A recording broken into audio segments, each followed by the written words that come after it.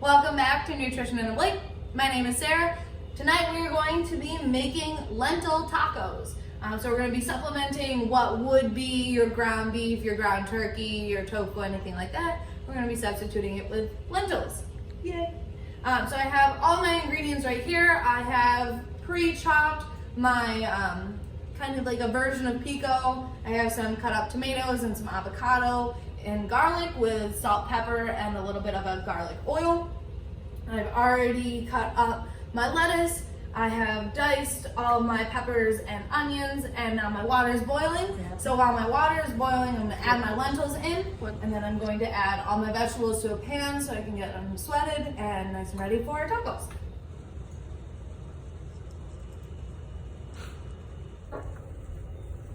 While our lentils are cooking, we are going to add, I have a garlic infused oil that I love to use. It's from Wegmans. I'm going to add this to my saute pan, and then I'm going to add my diced peppers and onions.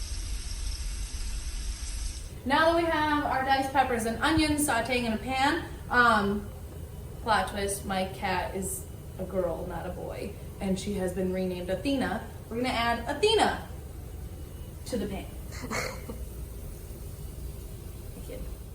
Now that we've let our lentils cook for 15 minutes in boiling water, they're ready to go. We're going to add them to our simmering diced peppers and onions.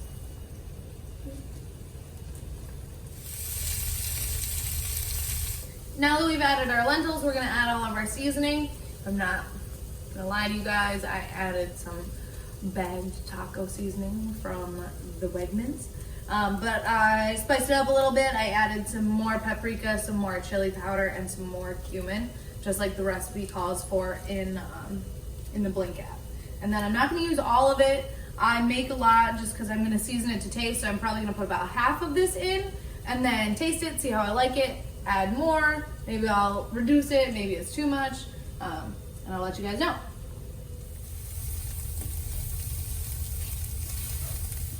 I ended up adding all of the seasoning to the pan, and now I added a cup of water, and then I'm going to cover this and let this simmer for 5 minutes. You want the lentils to get a little bit more overcooked so that they're a little bit more malleable, mushier, almost the same consistency as a ground beef, ground turkey would be.